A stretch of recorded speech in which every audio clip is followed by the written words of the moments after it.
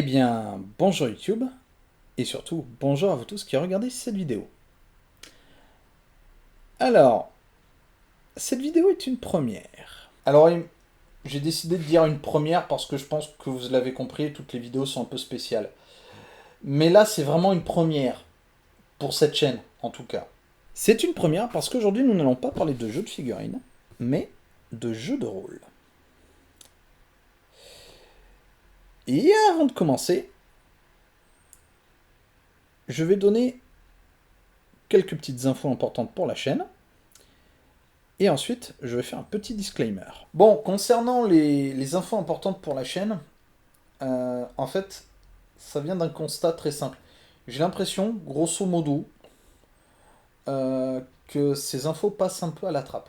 Alors, je ne jette la pierre à personne, hein, une fois que le contenu est passé, le contenu intéressant d'une vidéo est passé, c'est normal qu'on coupe avant la conclusion et qu'on se dise, bon, c'est bon, le truc intéressant est passé, je passe à autre chose. Je le fais moi-même, hein, donc je ne jette la pierre à personne. Mais là, c'est des infos importantes pour moi, pour la chaîne. Ça m'embête un peu que vous passiez à côté. Du coup, ben, j'ai un peu traficoté le chapitrage de la chaîne, hein, vous verrez dans le timeline, pour éviter que vous passiez ça, en fait. Voilà. Au moins, vous aurez les infos. Donc, ben, pour résumer, pour citer un petit peu un personnage de Camelot, c'est pas pour rien qu'on m'appelle le fourbe.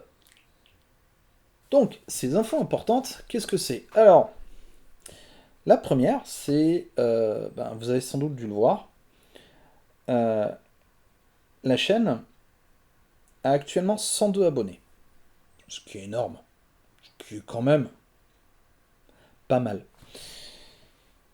Et pour fêter ça, ben, j'ai décidé de faire un petit truc.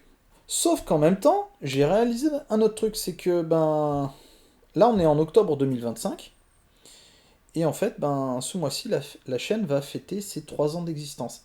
En gros, ça fait 3 ans que, pour les plus anciens, vous suivez un peu mes conneries. Merci d'ailleurs.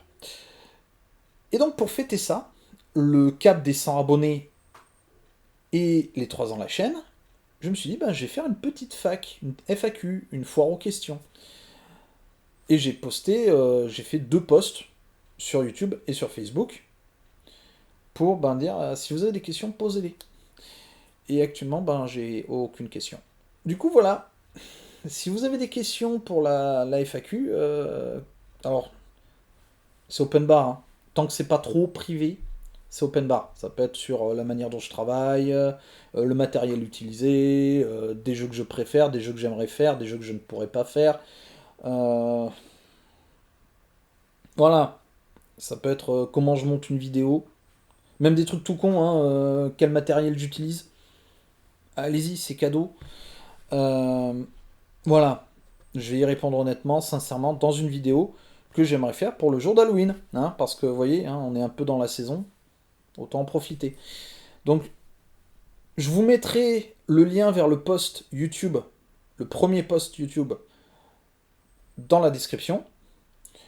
Et puis bon, bah, si vous avez la flemme de cliquer et de commenter sous un post, vous pouvez aussi commenter sous la vidéo en mettant petite question pour la FAQ, blablabla. Et puis bah, moi je l'ajouterai à la liste qui j'espère un jour existera.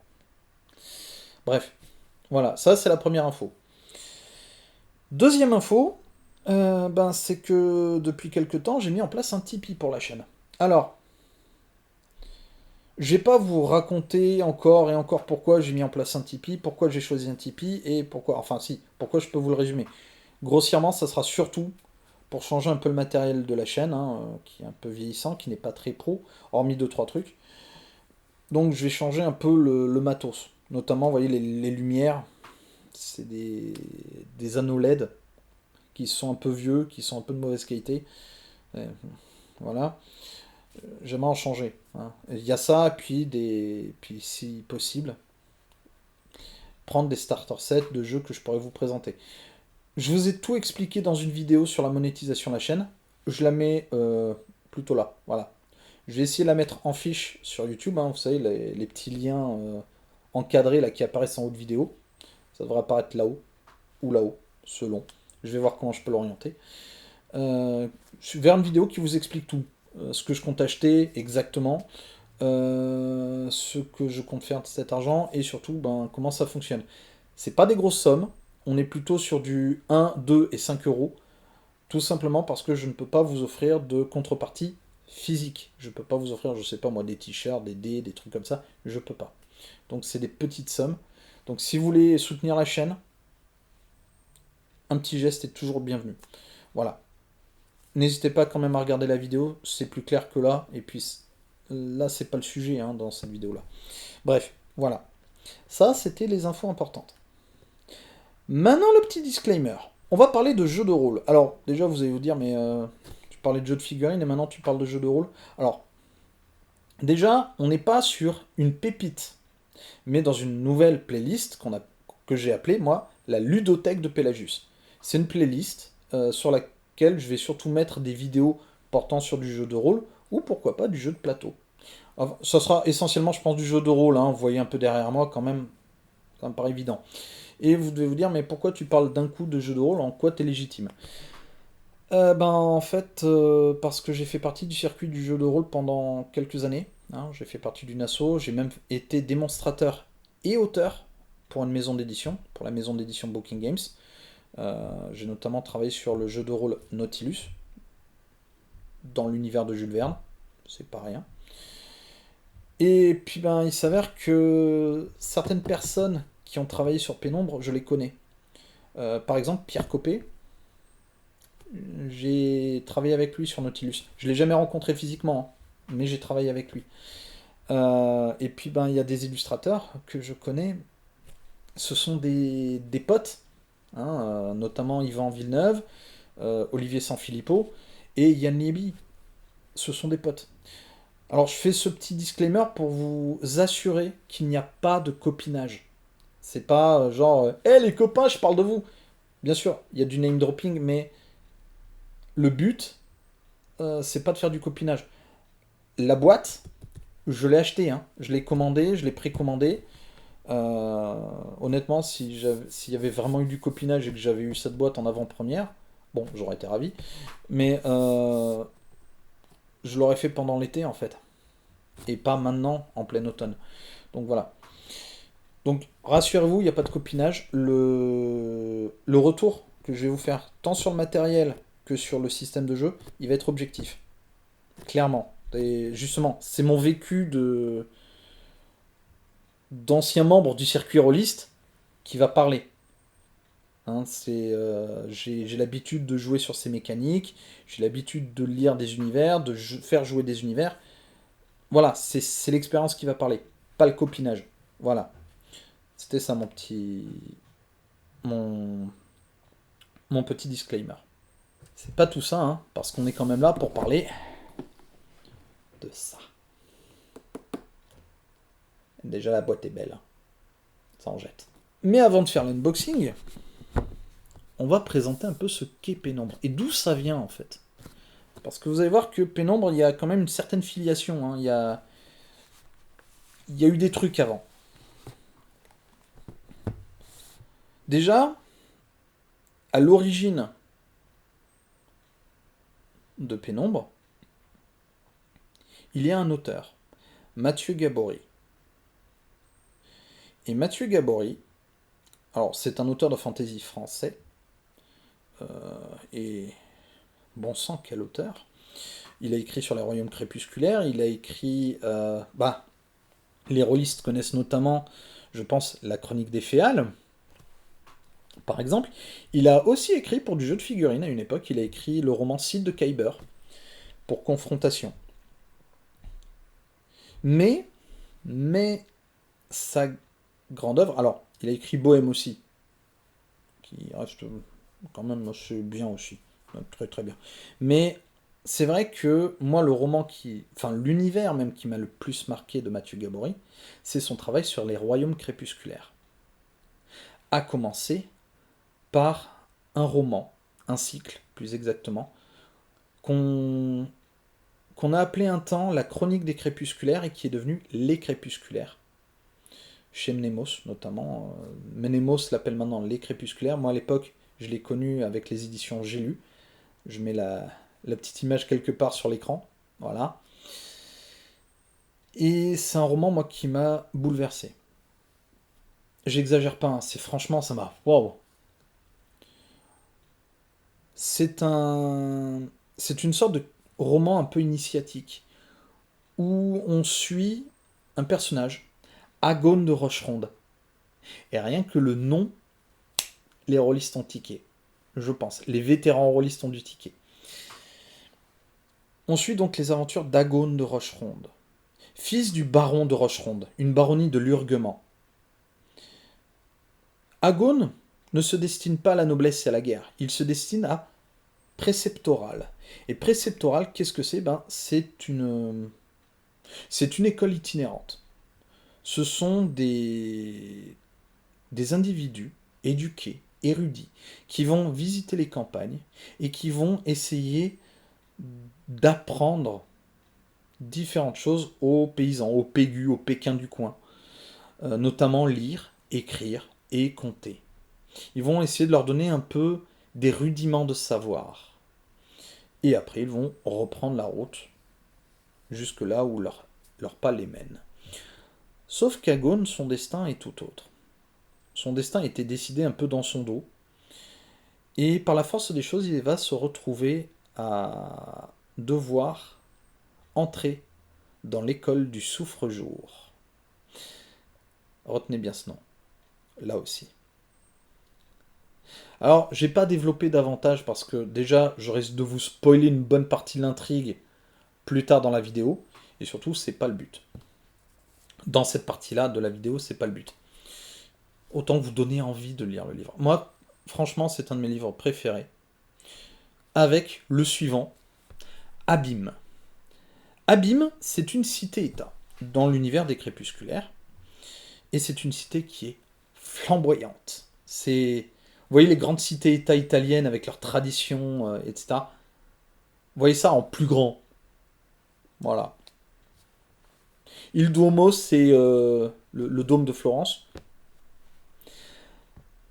C'est Petit Bras à côté de l'architecture d'Abîme. Pourtant, il Duomo, hein, pour ceux qui ont joué à Assassin's Creed, c'est pas mal. Hein. Ben là, c'est rien. C'est rien à côté. On est sur du grandiloquent, sur du tape à l'œil. On est Abîme.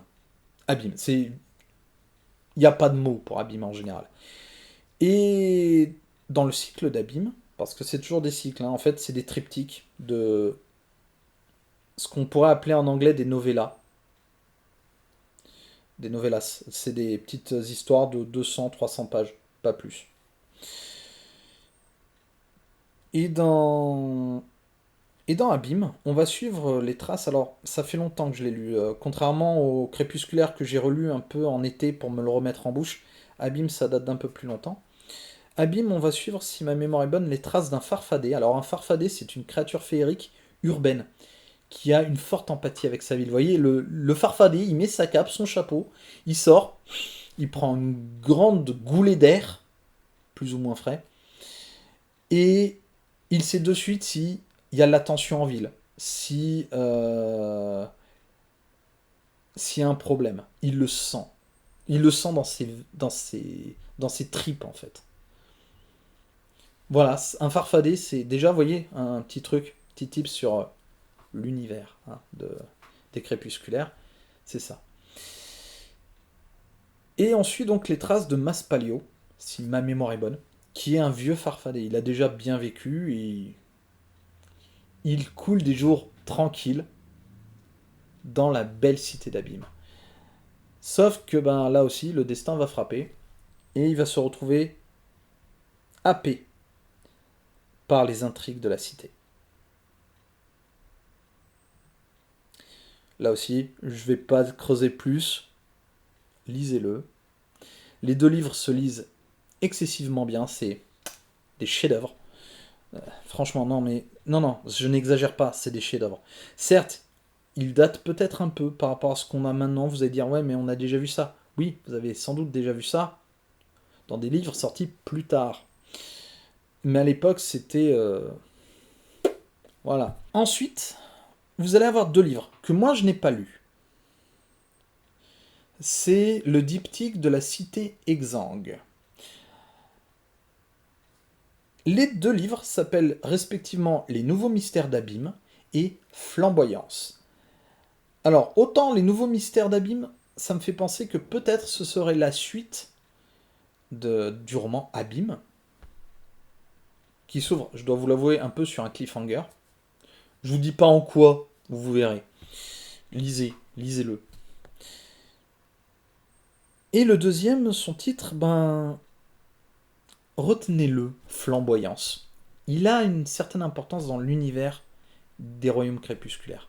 Vous verrez, on va en reparler plus tard quand je développerai davantage l'univers du jeu. Mais à côté de ces romans, vous avez aussi d'autres choses.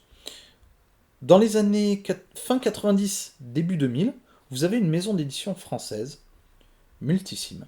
Une maison qui a été très prolifique. Qui a été, malheureusement, parce qu'elle a fermé ses portes, je crois, en 2010, je dirais. Je sais qu'il y en a qui ont vécu cette époque, n'hésitez pas à me dire... Enfin, je l'ai vécu aussi, mais j'étais moins impliqué encore dans le jeu de rôle. Mais ceux qui ont vraiment vécu cette époque, et j'en connais, n'hésitez pas à me dire si vous vous souvenez à peu près la date à laquelle Multisim a fermé ses portes. Bref. Multisim, donc, maison d'édition française, qui a fait beaucoup dans la création. Hein. Ils ont fait notamment Guild, Fading Sense. Alors, Fading Sense, c'était plus une traduction. Mais en gros, ils ont fait un jeu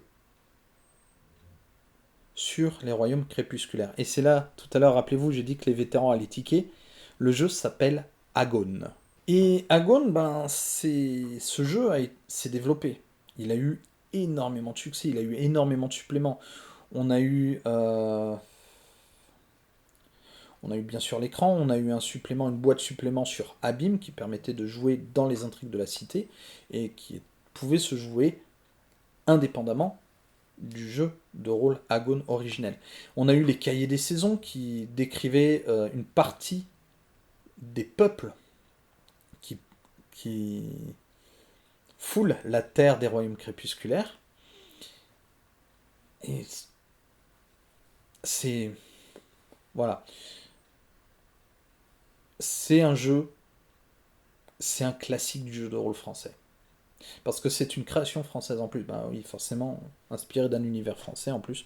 Donc voilà. Ensuite, vous avez une autre maison d'édition française qui s'appelle Les 12 Singes. Alors elle existe toujours, elle est très prolifique aussi. Peut-être les plus observateurs d'entre vous auront vu quelques titres de cette maison d'édition dans ma collection. Qui sait. Et eux, de leur côté, ils se sont mis en partenariat avec Mnemos, qui avait sorti une sorte de guide de la ville, avec une description quartier par quartier, avec les personnages clés des quartiers, et je trouvais ça faisait un peu guide Michelin à l'époque. Il y avait un indice de danger, d'intrigue, etc. Dans chaque quartier de la cité. Et en partenariat avec Mnemos, eh bien les 12 singes ont sorti ceci. Oh, désolé pour le flair, hein. Voilà, orienté comme ça va. Abîme, aventure dans la cité des ombres, d'après l'œuvre de Mathieu Gabory. Et alors, vous êtes gâtés, vous allez avoir 2 unboxings pour le prix d'un, grossièrement. En gros, voilà, c'est en fait un carnet, vous voyez, en carton plastifié, comme le faisait beaucoup à l'époque, et d'ailleurs le fait encore un petit peu les 12 singes. Vous avez donc ça avec des aides de jeu. Vous avez le livre de règles. Et ensuite, vous avez 1, 2, 3, 4 et 5 carnets qui sont chacun autour d'un personnage. Vous voyez, et chaque personnage va avoir sa petite histoire, va avoir sa quête en fait. C'est un peu des livres-jeux, des livres dont vous êtes le héros en quelque sorte, un petit peu. Je trouvais ça très intéressant. Je trouvais ça très intéressant parce que ça marchait en coordination avec le guide d'Abîme. Pour la petite histoire, il y a eu pareil aussi pour Kadat l'inconnu dans les contres oniriques de Lovecraft. Voilà, les contres du rêve. Ils ont fait pareil pour Kadat l'inconnu, un guide fait par Mnemos et un carnet de ce genre fait par les 12 singes. Il y en a que ça intéresse. Voilà, grossièrement. Et c'est après ça que vous avez eu donc Pénombre. Et avant de vous faire l'unboxing, je vais vous dire pourquoi le jeu s'appelle Pénombre. C'est un petit spoil, j'en suis navré. Et surtout pourquoi il s'appelle le premier cahier gris. Pourquoi la boîte là qu'on a là s'appelle le premier cahier gris. Pénombre, c'est le nom de la rapière d'Agone de Rocheronde. Donc vous voyez, autant vous aviez le jeu de rôle Agone, autant le jeu qui lui succède, et on lui espère le même succès, va s'appeler Pénombre, du nom de la rapière d'Agone. Et pourquoi ça s'appelle le premier cahier gris? Parce que les cahiers gris, alors je pense que je vais le dire dans l'unboxing, hein, mais au pire je radote, hein, on mettra ça sur le compte de l'âge. Les cahiers gris, ce sont un peu les carnets de rapport des éminences grises. Gardez bien ça à l'esprit, ce nom d'éminence grise. Il est important aussi. Et les cahiers gris, donc, sont des rapports, des notes prises par les éminences grises qu'ils retransmettent ensuite au souffre-jour. Voilà, donc on est déjà rien que dans le nom, dans l'ambiance. Mais bon, vous attendez une chose, n'est-ce pas? Hein? Bah oui. Que je vous fasse l'unboxing. Et ben on va faire ça. Et une fois l'unboxing fait, je vous donnerai un petit avis rapide sur le matériel avant de vous présenter l'univers du jeu et bien évidemment les règles. A tout de suite. Bon, et ben voilà, la boîte est là, vous voyez, on est sur quelque chose qui est à la fois sobre et très élégant. J'aime beaucoup. Cette lettrine propre à Pénombre. La mention, le premier cahier gris, qui montre bien que ce n'est que le premier. Alors, pour la petite histoire, les cahiers gris, ce sont les rapports des éminences grises. On en parlera un peu plus tard, de ce que sont les éminences grises, de ce qu'elles font. Et ensuite, vous avez en haut, découverte du jeu de rôle dans les royaumes crépusculaires, d'après les romans de Mathieu Gabory. Donc, on résume bien l'univers. Voilà. Alors, ensuite, on est quand même sur la décoration. Vous voyez, on a ici, alors je ne sais pas si ça va bien se voir, on a ici un danseur avec un sablier. Alors, les danseurs sont des créatures féeriques de cet univers, et c'est les danseurs qui, par leurs mouvements, vont générer de la magie. Je creuserai ça un peu plus tard, mais voilà, très grossièrement, on est sur ça. Pareil de l'autre côté, mais surtout, c'est ici que ça devient intéressant. Alors,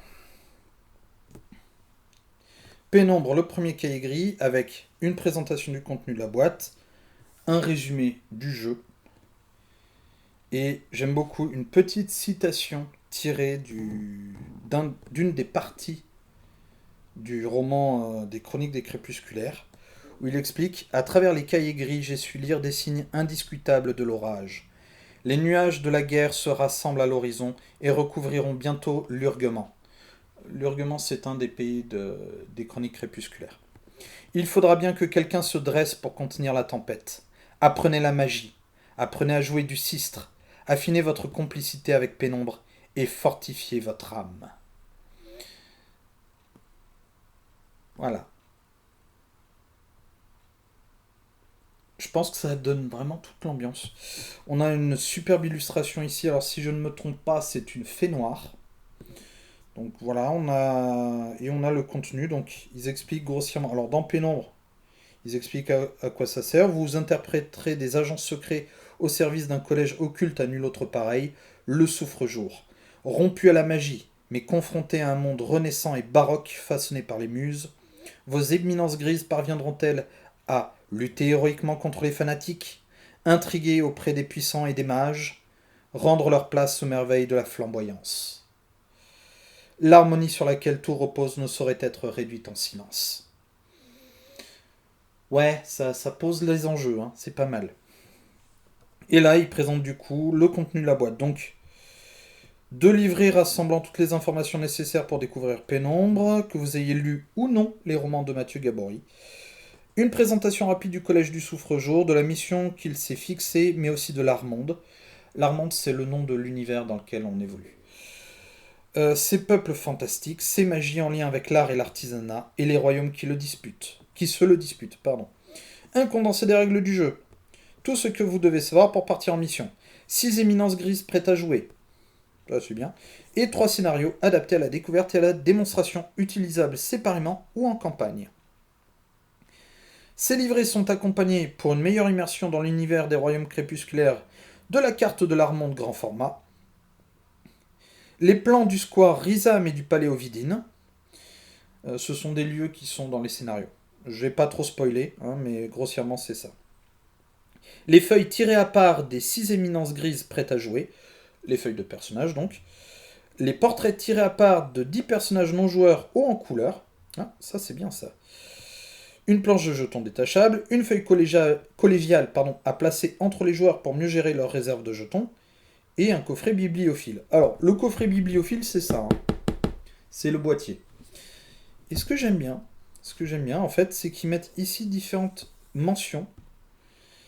2 à 7 joueurs, donc le nombre de joueurs pour jouer avec le contenu de la boîte, 14 ans et plus, voilà, imprimé en Europe, mais surtout, et là c'est une petite dédicace que je fais à tous mes amis illustrateurs, aucune utilisation d'IA. Donc tout le texte, toutes les images ont été faites par des artistes, illustrateurs, auteurs, etc. Très très important, surtout pour ceux qui suivent un peu l'actualité du jeu de rôle. Il y a pas mal de bruit comme quoi il y a des jeux de rôle qui pourraient paraître avec l'utilisation de l'IA. Mais bon, ça c'est un truc dont on pourra parler peut-être un jour dans un billet, qui sait. Bref, c'est bien joli de vous montrer la boîte, mais je pense qu'on va voir ce qu'il y a dedans. Hein. Alors, on va l'ouvrir doucement. On va préserver cette belle boîte, qui d'ailleurs normalement est faite pour contenir aussi l'écran quand il sortira.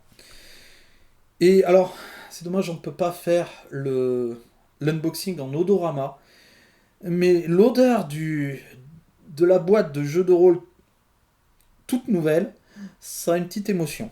Bref, alors je vais mettre ça de côté pour bien sortir. Voilà, on a pas mal de choses. Alors, hop, ça je vais les cacher. Voilà. Hop. Et ça, c'est des... Alors, bien. Ok, ça, c'est des portraits tirés à part des PNJ du jeu. Donc, pour ceux qui ne sont pas habitués au jargon jeu de rôle, ce qu'on appelle des PNJ, c'est des... d'ailleurs, il n'y a pas que des PNJ. C'est ce qu'on appelle, en fait, des personnages non joueurs. Donc, vous avez... oui, j'en profite, là, c'est les premiers que j'ai, donc... avant de les mettre de côté, hop, je vais essayer de les mettre à peu près dans l'ordre et de les ranger proprement. Vous avez 1, 2, 3. Alors, je vais essayer de les faire cacher rapidement parce que je vous spoil ça sinon. 1, 2, 3, 4, 5, 6, 7, 8, 9 et 10. Ce qu'ils appellent des tirés à part. Donc, ils vont montrer en fait les personnages, les personnes que vont croiser les joueurs, enfin les éminences grises dans le jeu. Ensuite, vous avez le premier cahier gris, univers, règles et personnages. Celui-là, je peux vous le montrer, parce qu'en fait, c'est tout simplement les règles de base, la présentation de l'univers. Et vous voyez déjà, alors je connais le trait de certains, hein. Je vous avoue... Si je me trompe pas, ça c'est Yvan Villeneuve, connu sous le nom de Gawain. Hein, voilà, si vous avez la possibilité, suivez son travail. Voilà, j'ai pas les mots. Et c'est un ami, c'est quelqu'un d'adorable en plus. Oui, je vous ai dit que je connaissais les gens. Voilà, hop, vous voyez, vous avez les illustrations avec la présentation des royaumes, avec hop la carte. En plus petit, on l'aura en plus grand normalement dans le matériel. Jouer des éminences grises, donc il présente un peu les missions et ce que font les éminences grises, avec la présentation du souffre-jour, très important. On présentera ça plus en détail après, mais... Et les règles du collège. Donc en gros, comment jouer. Voilà, c'est vraiment un kit d'init, avec tous les points importants à aborder. des tableaux par milliers. Enfin, pas par milliers, mais quand même quelques-uns. Voilà, vous avez les oppositions, comment gérer les oppositions, toujours avec de belles illustrations.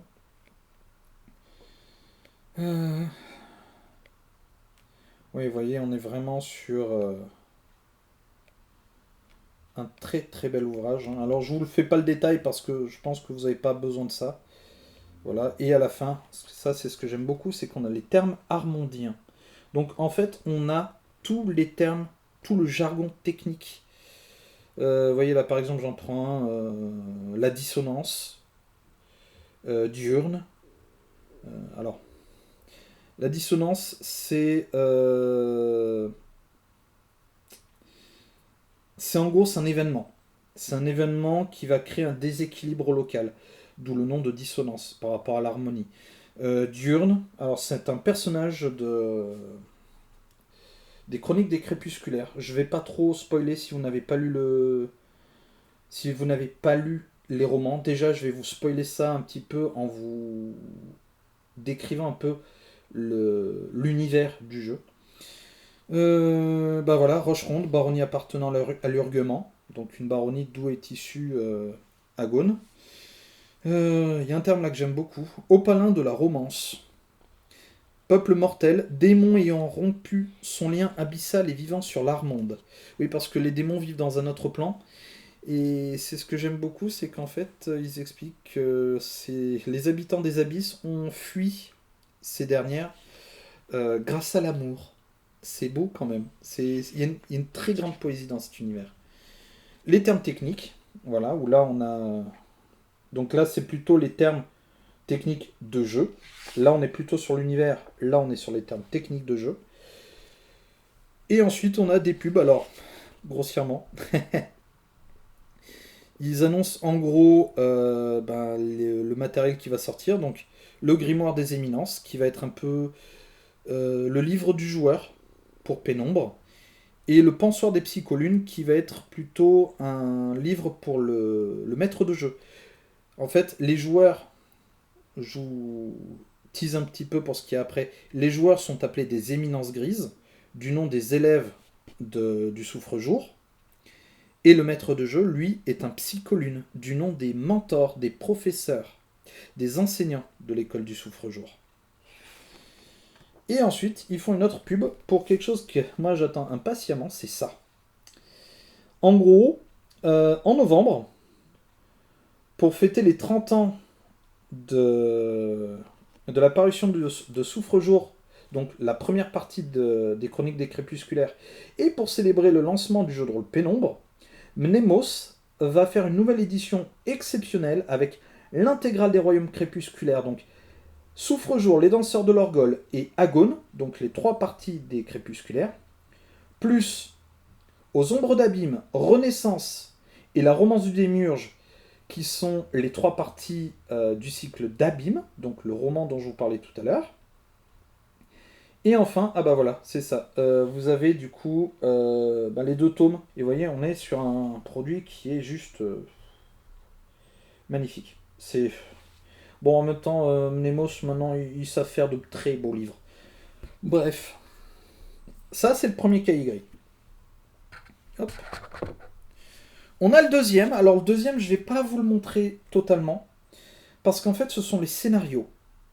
Donc, si jamais certains d'entre vous veulent être joueurs à ce jeu, je ne vais pas vous dévoiler les scénarios. Je ne peux pas vous les dévoiler. Je vais vous montrer les titres, c'est tout. Si je peux vous montrer ça. Voilà. Hop. Vous avez trois scénarios. Apocalypse Verveine. Alors, si ça veut bien se mettre. Voilà. Éminences assassines. Et le troisième scénario qui donne le nom au coffret découverte, le premier cahier gris. Ce sont trois scénarios qui vont vous présenter un peu les thèmes majeurs des parties de Pénombre. C'est de l'intrigue, de la découverte, de la magie. Bref, on y reviendra un peu. Mais voilà très grossièrement de quoi découvrir l'univers de Pénombre et comment jouer des éminences grises. Et bien sûr, vous avez aussi un dernier verre avec Harlequin comme dans le premier livre, où là, cette fois, c'est plutôt les termes liés au scénario, des rappels techniques et les plans, donc les aides de jeu. Alors, je peux pas vous le montrer, je suis désolé, je vais pas vous le montrer parce que ce serait tout vous gâcher. Ce serait tout vous gâcher. Voilà, je suis désolé, j'aurais adoré vous le montrer parce que pour avoir parcouru la version numérique, c'est aussi riche en termes de contenu et d'illustration que le premier livre. Alors, ensuite, bon, autre chose, et là, ça, je vais avoir besoin de beaucoup, beaucoup de place. Malheureusement, c'est, voilà, la carte de l'Armonde. Alors, je vous envoie qu'une petite fraction parce que, bon, ben, l'angle de vue n'est pas très jouable, mais bon, voilà. Ça, c'est la carte de l'univers de Mathieu Gabory. La carte de l'univers des crépusculaires d'Abîme et de la cité exsangue. Et, wow, je la voyais pas aussi grande la carte, mais alors, elle est magnifique. Mais j'aurais trop peur de l'abîmer. Ensuite, alors, ça j'aime beaucoup. Alors, on a des aides de jeu que je ne pourrais pas trop vous montrer. Là aussi, pour pas vous spoiler. Alors, ça va pas vous aider, c'est des plans quoi, mais voilà, c'est juste des plans. C'est des aides de jeu pour deux des trois scénarios. Ça vous sert pas à grand chose. Mais surtout, et ça j'en parlerai aussi dans la vidéo suivante. Ah, il y en a un qui se barre. Deux même, trois. Ah, c'est fragile. En gros, voilà, c'est ça. Ça, ce sont les jetons du jeu. Les jetons de conscience et les jetons collégiaux. Et en fait, ça, c'est le plateau collégial, la feuille collégiale. C'est un plateau. Alors, je m'attendais pas à ce que ce soit un truc en carton épais. C'est très bien. Franchement, c'est solide. C'est très très bien. Ça, c'est plaisant. Et en fait, ces jetons et ce plateau, c'est le nerf de la guerre dans le jeu. C'est votre combustible, c'est l'essence. C'est presque ce qui fait tout le sel du jeu, en fait. Je vous expliquerai ça plus en détail. Mais honnêtement, voilà, on a combien de jetons? On a 1, 2, 3, 4, 5, 6, 7. 1, 2, 3, 4, 5, 6, 7, 8, 9. On en a 63 si je ne me trompe pas. Donc on a de quoi faire. Et on a du coup le plateau collégial. Ça, c'est très très très bien. Je vous annoncerai un petit truc aussi. J'ai eu une discussion très rapide un jour avec Aether Labs parce que je me suis imprimé mes propres jetons à une époque. Et en fait, j'ai appris un truc. Mais je vous le dirai à la fin de la vidéo. Donc restez connectés, s'il vous plaît. Merci. Alors, oh bien. Très très bien ça. Ok. Désolé, je vois un truc derrière qui est pas mal du tout. On a aussi du coup eh ben, les fiches de personnages. Voilà. On en a donc 1, 2, 3, 4, 5, 6. 6 personnages. Alors vous voyez, on a déjà un petit peu une idée des peuples fantastiques qu'on peut croiser. Une méduse, un satyre, une banshee, un humain. Alors c'est pas un peuple fantastique, mais quand même. Ah, je sais pas si vous le voyez bien. Voilà. J'ai passé un peu vite. Voilà. La méduse, elle est là. Le satyre, il est là. La banshee, elle est là. L'humain est ici. On a un nain. Très classique, mais toujours très bien. Et surtout, alors ça, j'aime beaucoup le principe, c'est les âmes accouchées. Et les âmes accouchées, ben, je vous en parlerai un peu plus dans l'univers.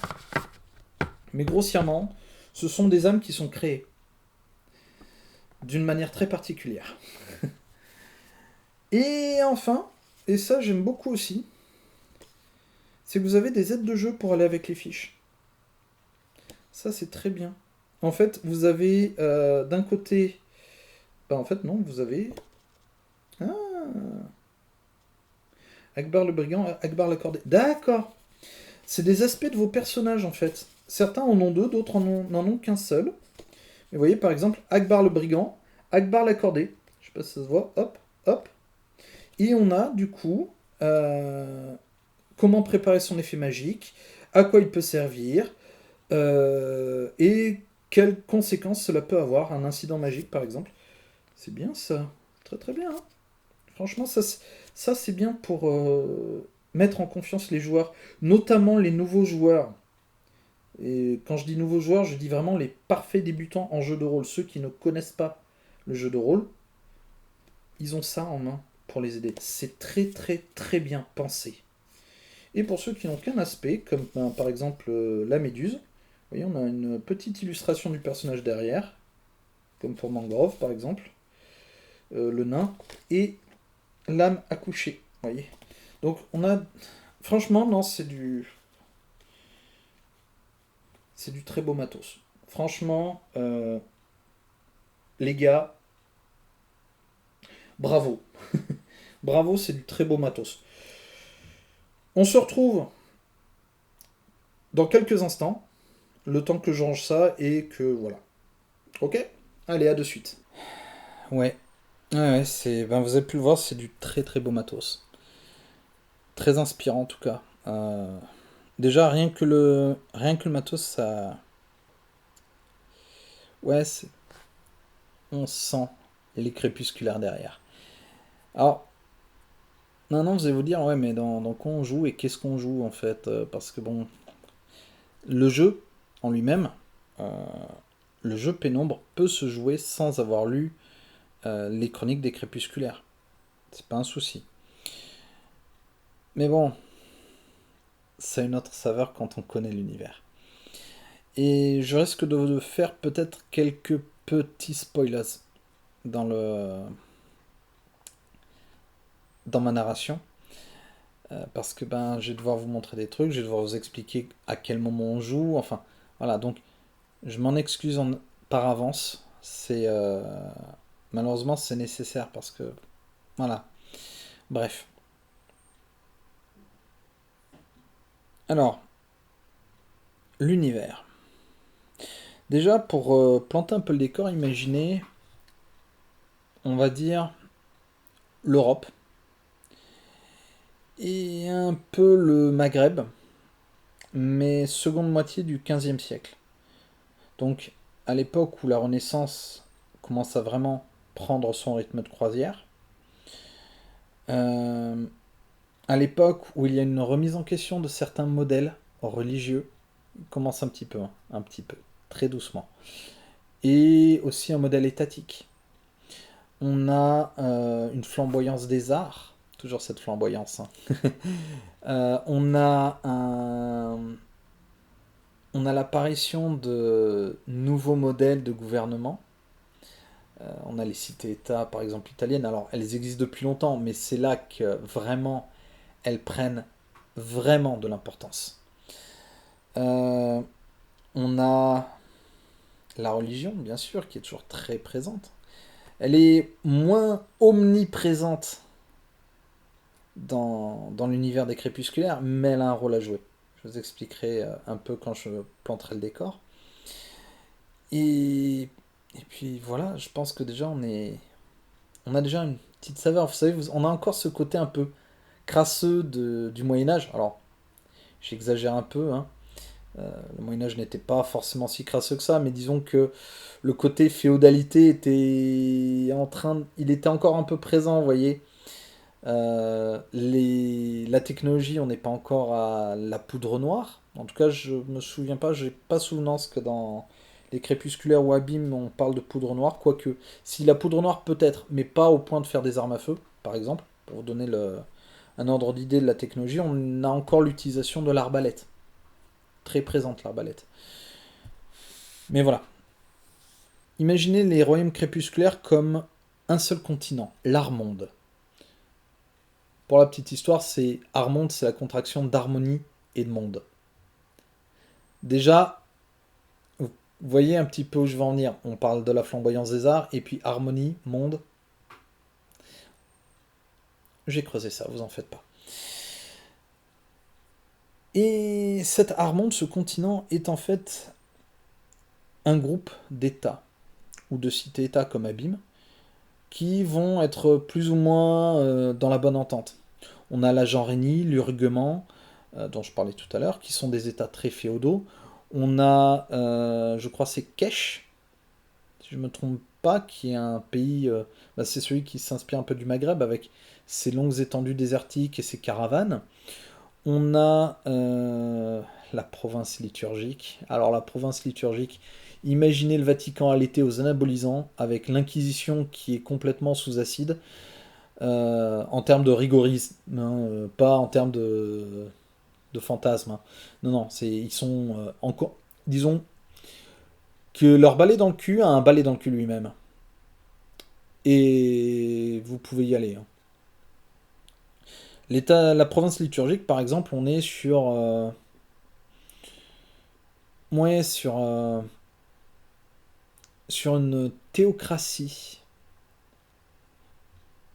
mais qui va abhorrer, qui va chasser la magie et les non-humains. Alors, pour être tout à fait honnête, chasser la magie, sauf quand ça l'arrange, hein, puisque dans les romans dans les crépusculaires, en fait, euh, cette théocratie fait un très gros usage de magiciens jornistes. J'expliquerai ce que c'est un jorniste plus tard, mais grossièrement, elle en fait un grand usage pour faire de jolis effets pyrotechniques et pour simuler des miracles, de manière à épater la galerie et les croyants. Comme quoi certaines choses ne changent pas. Et à côté, vous avez donc, je vous parlais l'Urguement, qui est un rassemblement de baronnies, qui sont... alors, on est vraiment sur un état féodal, hein, c'est des baronnies, qui sont plus ou moins indépendantes, mais qui en répondent toutes au premier baron, qui lui gouverne le pays depuis l'Orgol, je crois. Donc voilà, on a vraiment un petit contraste. On a les provinces boucanières, par exemple, alors tout est dans le titre, c'est la piraterie, ou la République des mercenaires, la République mercenaire, pardon, qui, là aussi tout est dans le titre, hein, c'est le PIB moyen du pays vient du mercenariat, hein, tout est dit. Donc voilà, on a vraiment plein de contrées. On a les cornes, on a Abîme, dont je parlais, on a d'autres contrées. Bref, on est sur un pays, enfin un continent très varié en termes de culture et en termes de société. Mais l'Armonde, ce n'est pas que ces États. Ce sont aussi des peuples. Vous avez pu voir un petit peu lors de l'unboxing un petit échantillon de ces peuples. Ce qu'on appelle les peuples, en fait, alors, les espèces, les espèces intelligentes qui peuplent, désolé pour la répétition, ce continent. Alors on a des satyres, des méduses, des banshees, on a des âmes accouchées, on a des fées noires. Je reviendrai un peu sur la relation entre les deux, lorsque je parlerai un peu plus de la magie. On a, on a des sirènes, on a des nains, bien sûr. On a aussi des minotaures. Petit message personnel, je reviens. Non, Fred. Non, Fred. On ne peut pas jouer de minotaure avec la boîte de pénon du premier Kaigri. Faut attendre le livre de base pour ça. Enfin, les livres de base pour ça. Désolé, il va te falloir patienter encore un peu, mon grand. Ouais, désolé, c'est un message personnel pour un de mes joueurs avec qui je vais tester Pénombre. Il va être un peu déçu au début. Vous avez aussi les farfadets, les lutins, enfin. Voilà. Et puis vous avez les danseurs. Alors les danseurs, on en parlera davantage dans quelques instants quand on parlera de magie. Les danseurs, ce sont des petits homoncules en fait, qui sont pas très grands. Vous voyez, ils sont petits comme ça. Voilà. Ils font quelques centimètres de haut, enfin ils font 20 centimètres de haut. Et ils ont un rôle très important dans la magie en fait. Les royaumes crépusculaires, c'est aussi une histoire. On a vu les peuples, on a vu les nations, mais c'est aussi une histoire. Il faut savoir que le monde, l'art-monde, aurait été créé, je dis bien aurait parce que la vérité est perdue dans les légendes. Elle aurait été créée par deux entités, Midi et Minuit, qui se sont affrontées, qui se sont entendues, qui ont créé un peu, qui auraient créé en tout cas l'art-monde.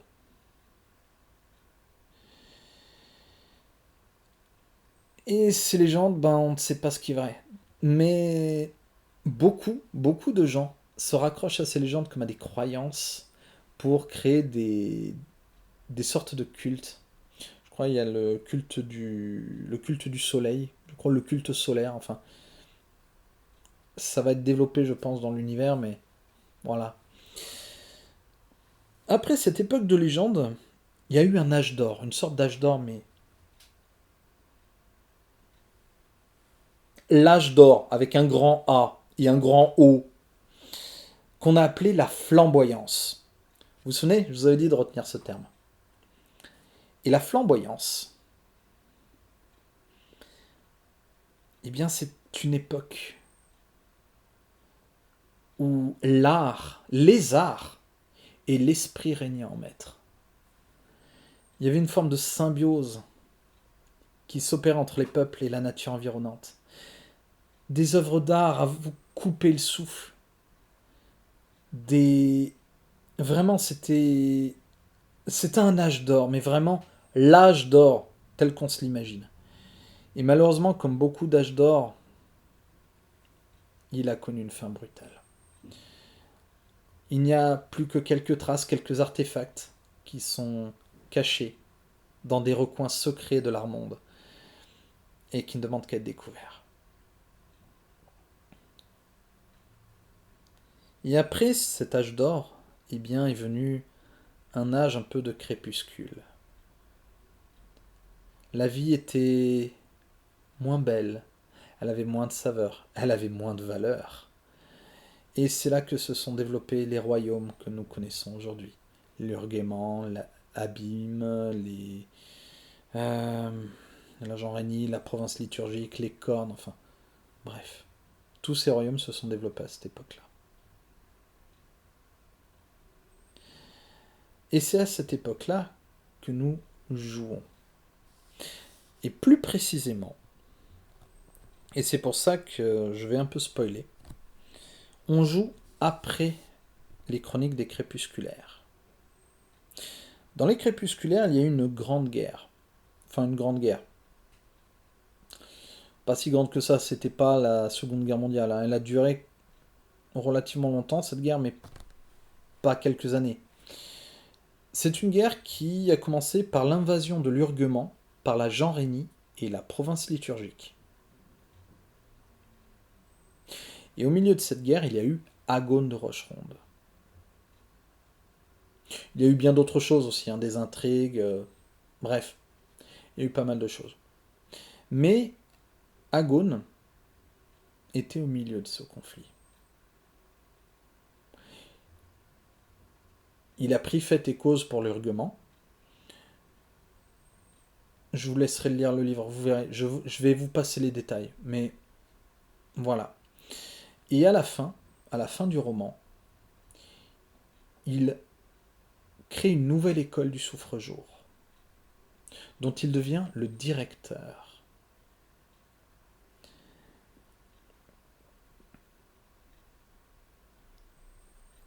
Et c'est là que le jeu Pénombre prend place, quelques années après la recréation du souffre-jour.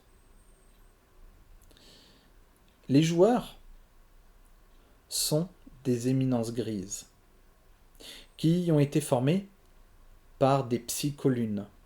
Ce sont un peu des personnes de confiance pour Agone. Ce sont à la fois des mentors, des formateurs, des professeurs du souffre-jour qui vont former les éminences grises. Et ces éminences grises, eh bien, qu'est-ce qu'elles sont? Ben, elles sont un peu beaucoup de choses. Déjà, quand on pense éminence grise, on pense forcément au pouvoir derrière le trône, et il y a un peu de ça. Rappelez-vous, je vous parlais des cahiers gris. Ben, ce sont des notes sur comment ça se passe en Jean Rény, comment ça se passe dans les cornes, comment ça se passe à Abîme. Voilà, ce sont des rapports sur ce qui se passe. Elles sont là pour guider un petit peu, pour donner un cap, un peu dans l'ombre du trône, à des royaumes. Alors, il y a un peu plus que ça, hein, bien sûr, parce que une éminence grise, c'est un bretteur, c'est un, c'est un espion, c'est un assassin, c'est un protecteur aussi, c'est un mage. C'est un peu tout ça, et puis ça va dépendre de la situation. Chaque éminence grise est unique. Et c'est ce que vont jouer les personnages, enfin ce que vont jouer les joueurs, ce que vont interpréter les joueurs. Ce sont des agents du souffre-jour. Et je vous ai parlé de la magie. Eh bien la magie, elle est très présente. Mais oubliez Donjons et Dragons, oubliez les sorts surpuissants, les boules de feu, etc. On est sur une magie plus subtile, plus intuitive, plus spontanée, plus, j'ai presque envie de dire naturelle. Vous avez bien sûr la magie à proprement parler. Je vous ai parlé tout à l'heure des journistes. Les journistes ne sont qu'une partie de cette magie un peu normale. Vous allez avoir 3 écoles. Et avant de vous les énoncer, je vais faire un trigger warning sur la 3e. Si vous n'aimez pas la violence, si vous n'aimez pas le sadisme et la torture, je vous dirai que quand vous pourrez, vous boucher les oreilles. Et si quelqu'un est là pour veiller avec vous, pour écouter et vous dire bon c'est bon maintenant c'est passé, je vous dirai quand il pourra le faire. Je ne vais pas mettre de timecode parce que là, voilà. Mais grossièrement, ça peut être sale. Ces trois écoles de pensée, plus exactement, de la magie, sont les journistes, les éclipsistes et les obscurantistes. Et c'est cela où il va y avoir un trigger warning. Mais avant de vous définir un peu chaque groupe, il faut que je vous explique comment fonctionne cette magie. Alors, je me plais à penser parfois que dans un sens, cette magie, c'est un peu de l'arnaque. Vous m'excuserez, mais en fait, les mages en eux-mêmes, c'est pas eux qui vont créer la magie. Vous vous souvenez, je vous ai parlé des danseurs. Eh bien, ces mages, que ce soit les journistes, les éclipsistes ou les obscurantistes, ils vont faire appel aux danseurs pour produire de la magie. En fait, grossièrement, un mage va utiliser les mouvements de son danseur pour faire naître des étincelles de magie qu'il va utiliser pour produire un effet magique. Alors, ça peut être très simple. Il peut laisser son danseur utiliser son corps pour, comme sa tête par exemple comme un plongeoir pour le récupérer sur sa main, puis le relancer dans les airs, le récupérer dans l'autre main, etc. Et de ces mouvements faire naître une magie avec une certaine intention. Ou alors il peut tout simplement, par exemple pour enchanter un objet, laisser son danseur faire quelques pas de danse le long de l'objet. Je vous donnerai des exemples pour que ce soit bien clair, notamment sur les éclipsistes et malheureusement les obscurantistes, j'en ai quelques-uns. Mais alors, quelle est la différence entre les 3 mouvements, ces 3 écoles de magie? Les journistes, pour commencer, c'est un peu les Radagast du coin. Ils aiment leur danseur, ils sont potes avec lui. Ils ont presque une relation d'affection, une relation affectueuse avec lui. Alors, malheureusement, je ne pourrais pas vous donner d'exemple de ce que fait un journiste, parce que j'en vois peu dans les romans. Grossièrement, ça peut être des effets un peu pyrotechniques, de la lumière. Ça peut être des soins, aussi de la guérison. Je crois beaucoup de journistes sont utilisés pour faire de la guérison. Alors, entendons-nous bien, hein, quel que soit le mage, il peut produire n'importe quel type d'effet. Mais c'est vrai que les journistes sont plus orientés vers ça. Ensuite, vous allez avoir les éclipsistes. Alors les éclipsistes, moi je les aime bien. Déjà parce qu'ils sont énormément décrits dans les chroniques des crépusculaires. Mais en plus, j'aime bien leur approche. Ils font pas ami-ami avec le danseur, mais ils vont essayer un peu de l'apprivoiser. Ils vont essayer de créer une sorte de relation un peu équilibrée.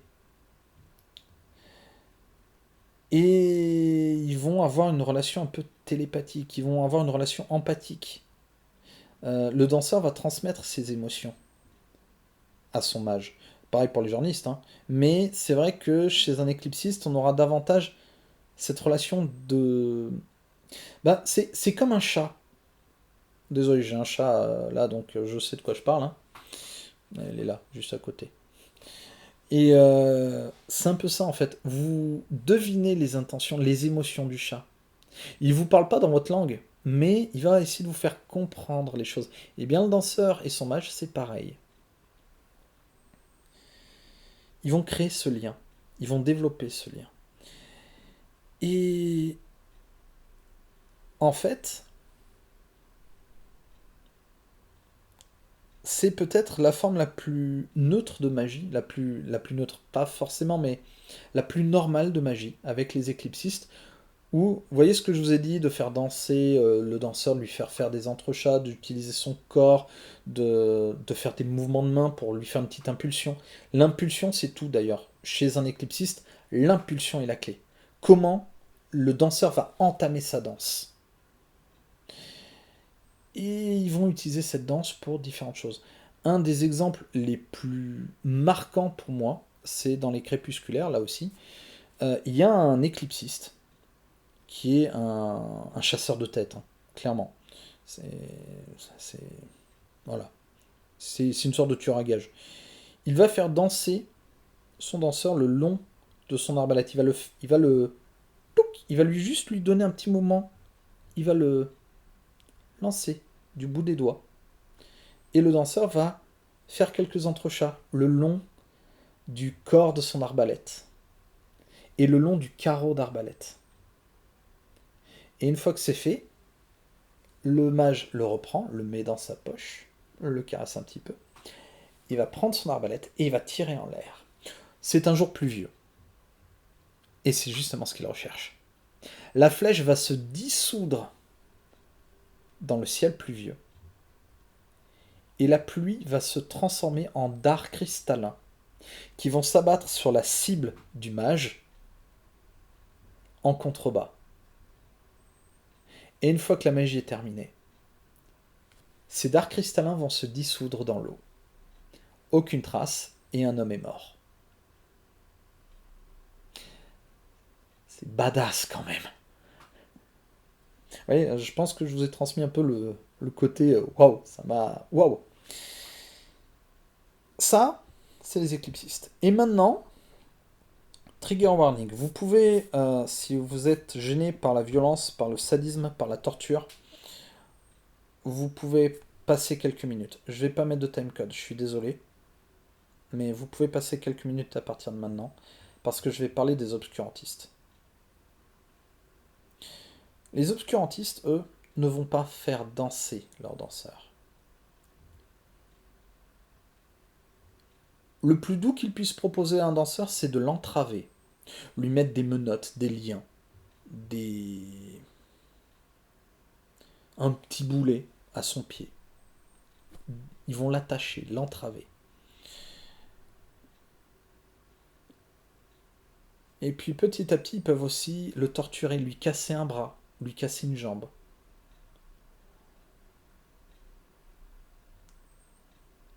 Et en fait, de cette asynchronie des mouvements, ils vont faire naître la magie, ils vont faire naître des étincelles. J'ai deux exemples qui me viennent à l'esprit. Déjà, par exemple, pour enchanter une armure, un obscurantiste, déjà son armure, c'est une armure à pointe. Et si vous avez suivi ce que je vous ai dit, vous devinez exactement à quoi servent ces pointes. Ils vont empaler un danseur dessus. Et les spasmes de douleur du danseur vont créer des étincelles de magie qui vont enchanter l'armure pour la rendre plus solide ou moins bruyante selon les souhaits du mage. Un autre effet qui est plus coûteux mais plus puissant, on le voit aussi dans les crépusculaires, on voit un obscurantiste qui va se téléporter à quelques mètres de là où il était, dans un grand nuage noir. Et pour ce faire, il prend son danseur et il explose au sol. De la mort du danseur vont naître des étincelles d'énergie très puissantes qui vont se muer en nuages noirs, qui vont englober le mage obscurantiste avant que ce nuage se dissipe, et l'obscurantiste va être ailleurs. Voilà, c'est ça la magie obscurantiste. Elle naît de la douleur du danseur, et non pas de la danse. On va passer à d'autres formes de magie. Si quelqu'un regardait cette vidéo avec quelqu'un d'autre qui avait un trigger warning, vous pouvez lui taper sur l'épaule pour lui dire c'est bon, tu peux revenir, tu peux réécouter, c'est fini. Bref. Ça, c'est la forme de magie primaire. Mais vous en avez d'autres. En fait, déjà, si on parle de danseur, vous devinez que c'est un art. Eh bien, il y a d'autres danses, enfin d'autres arts magiques. D'ailleurs, on parle d'art magique. L'un des plus répandus, c'est l'accord. Et l'accord, eh bien, c'est très simple. C'est une magie subtile qui va influencer l'esprit de celui qui va en faire l'effet. Un accordé, tel qu'on appelle un mage de l'accord, désolé, j'utilise le mot mage, mais vous aurez compris. C'est des bardes en fait, c'est des bardes. Et un accordé va être lié à une famille qui est déterminée par un instrument. Vous allez avoir par exemple la famille du sistre, la famille du chant, ou du côté obscur de la force, on les appelle les désaccordés, la famille du clavecin. Et ces mages, ces accordés sont des virtuoses. Ils vont utiliser leur instrument, leur musique, pour faire naître une émotion, pour influencer l'esprit d'une personne ou de plusieurs personnes. Un exemple tout bête, qui est un peu... peut-être un peu gros. Alors, si c'est le cas, les gars d'Aether Labs, n'hésitez pas à me dire, hein, je suis tout oui. Imaginez un accordé du sistre qui a fait une combine avec un tavernier. Le tavernier a besoin que les clients boivent. Et ben, l'accordé du sistre, il va se mettre dans un coin, il va sortir son sistre, et il va commencer à jouer du sistre. Et à un moment, et ben, juste par une inflexion de notes, par un mouvement du poignet, et par l'intention toujours, il va susciter une illusion dans l'esprit des clients. Une illusion comme quoi ils ont soif. Ils vont pas avoir soif, physiologiquement parlant, mais ils vont en ressentir les effets. Ils vont avoir l'impression que leur gorge est sèche, que leurs lèvres aussi, peut-être un peu un mal de crâne, qu'importe. Et ils vont commander des boissons. Et à la fin, notre accordé du sistre, il percevra un petit peu sa commission. Vous voyez, c'est ça, les accordés. Alors, dans les crépusculaires, là aussi, toujours, c'est superbement décrit. Et ça peut aller très loin quand vous êtes un très bon accordé. Vous pouvez presque manipuler une personne. C'est très puissant. La musique est très puissante. Vous avez d'autres magies. Une magie, c'est... Alors c'est celle... Elle est plutôt du côté des nains. Mais je crois que des non-nains peuvent la prendre aussi. Là aussi, il y a Etherlabs, hein, n'hésitez pas à me dire si je me plante. C'est l'équerre. L'équerre, c'est plutôt une magie pragmatique. C'est un enchantement.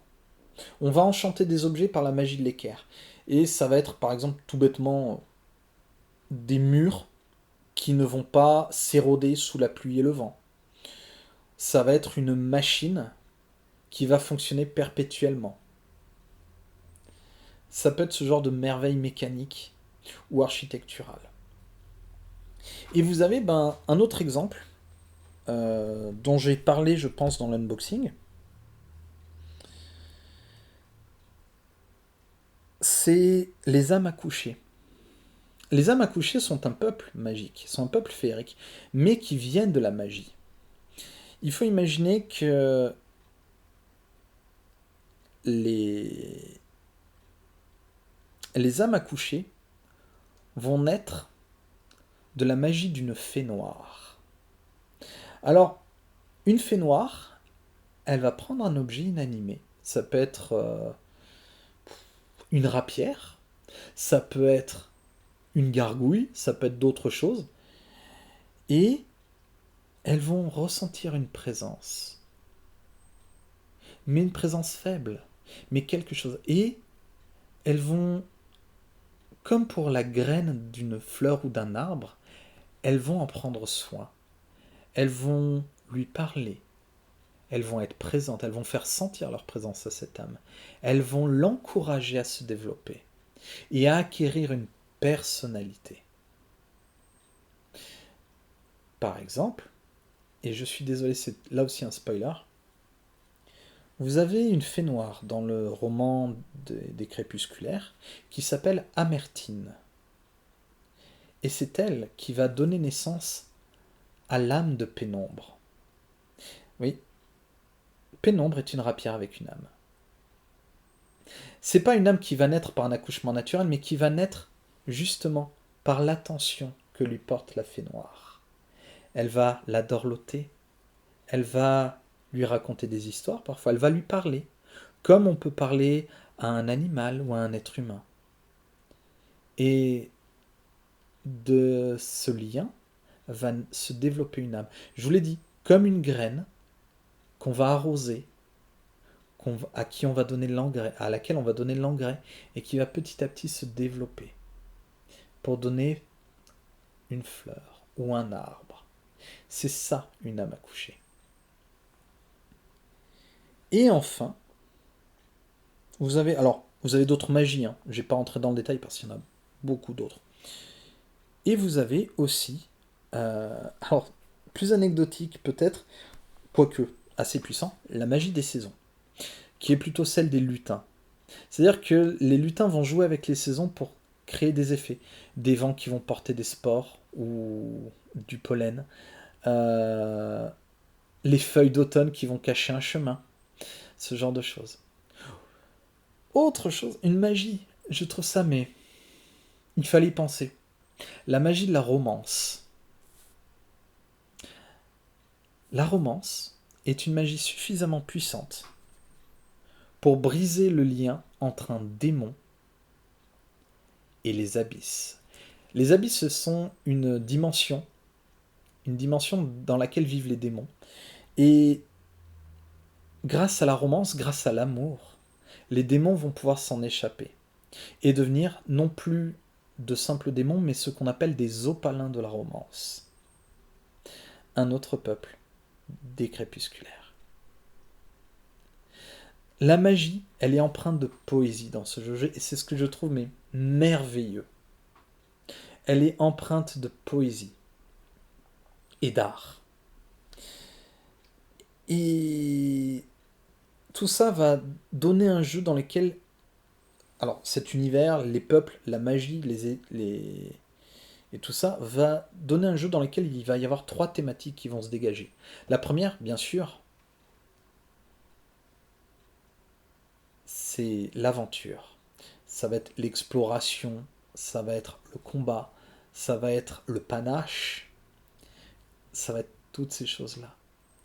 Il va y avoir aussi les intrigues. Vous allez rencontrer des factions, plus ou moins occultes.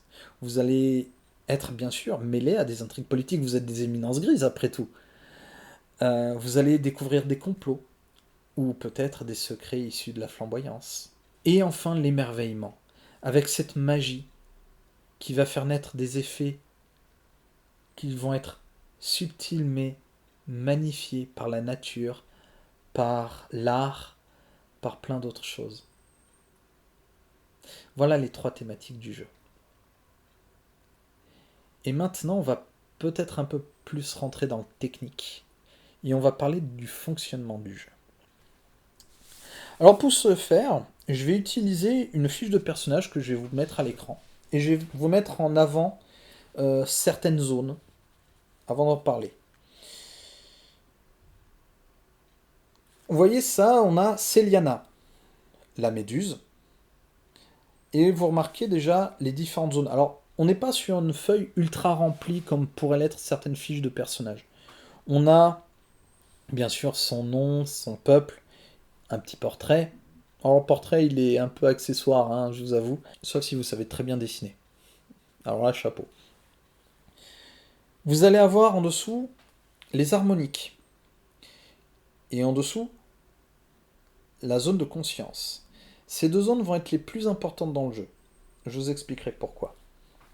Ensuite, vous allez avoir la zone des pouvoirs. Alors, les pouvoirs, ce sont des petits trucs en plus pour vous aider en jeu. Vous allez aussi avoir des atouts. Là aussi, c'est un truc. Alors, plus technique, ça va vraiment vous aider en jeu.